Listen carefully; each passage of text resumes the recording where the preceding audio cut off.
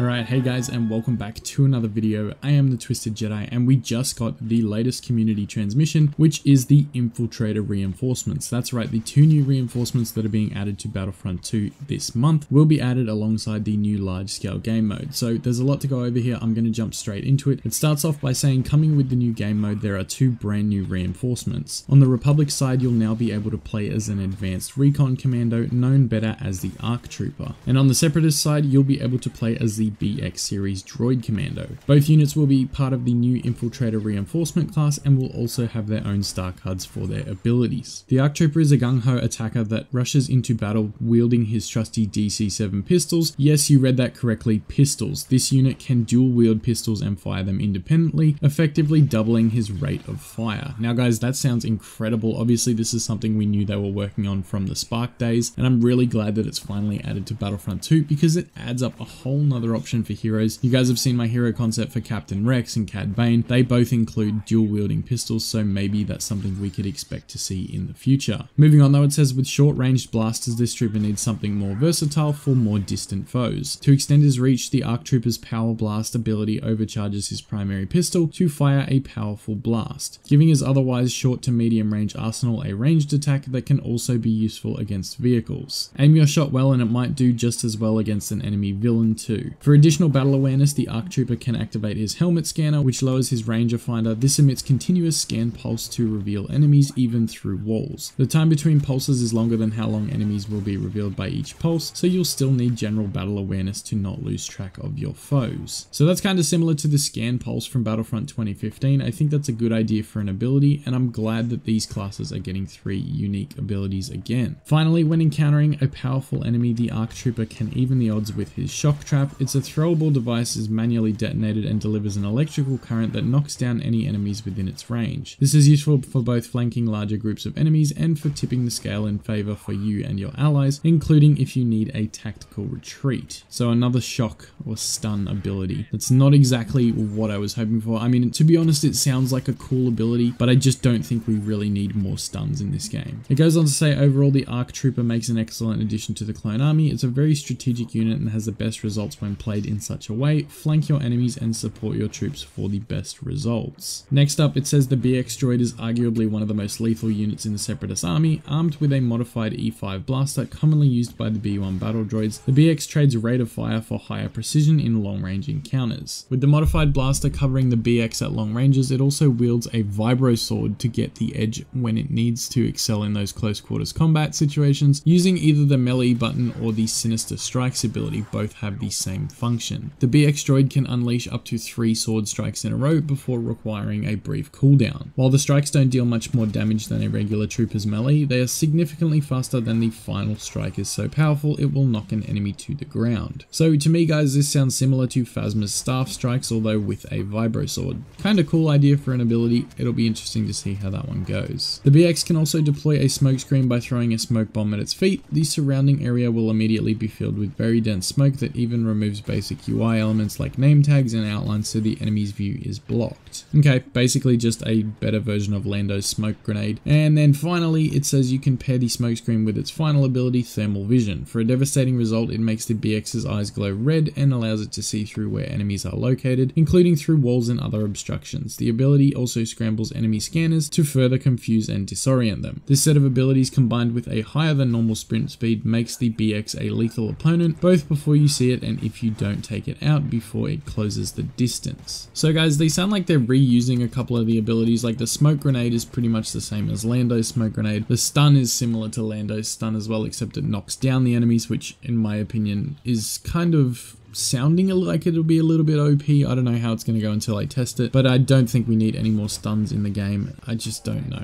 I don't think they need stuns. Anyways, they say all 5 star cards are shared between both units. Name Evasion, you have +1 combat roll and faster combat roll recharge times. This is unlocked at level 2. Desperation reduces the ability recharge times when damage is dealt to you. This is also unlocked at level 2. Unlocked at level 5 is Interrogation, which is forcefully reveal nearby enemy locations by defeating an opponent using melee strikes, and Acquisition, which is enemies dealing damage to you will be temporarily marked for easier retaliation. At level 10 you will unlock the Stalker card, which will regain health when defeating an enemy you have revealed with the Helmet Scanner or Thermal Vision. These two new enforcements will deploy along the new game mode this month. The next community transmission will detail the mode fully, including what it's called and what your objectives will be within it. The update is slated for release on the 26th of March. Additionally, the Infiltrator class is available to play without any credit cost to players. So that's kind of a good idea, not having it cost anything, no battle point unlock, or no credit unlock I should say, and pretty much ready to go as soon as you update the system on the 26th. So I'm glad we're finally getting some new reinforcements, guys. Sounds like they're going to be really effective and really fun to play as. Not sure about the shocks yet, I'll have to see how it goes and test all of that out, but I'm interested to get my hands on them and get some gameplay. You guys know on the 26th I will be streaming that as soon as the update comes out, so make sure you guys turn on all your post notifications on YouTube and Twitter as well, and join the Discord if you haven't already. Anyways, I'm gonna get out of here. I appreciate you guys tuning in. I am the Twisted Jedi, and may the Force be with you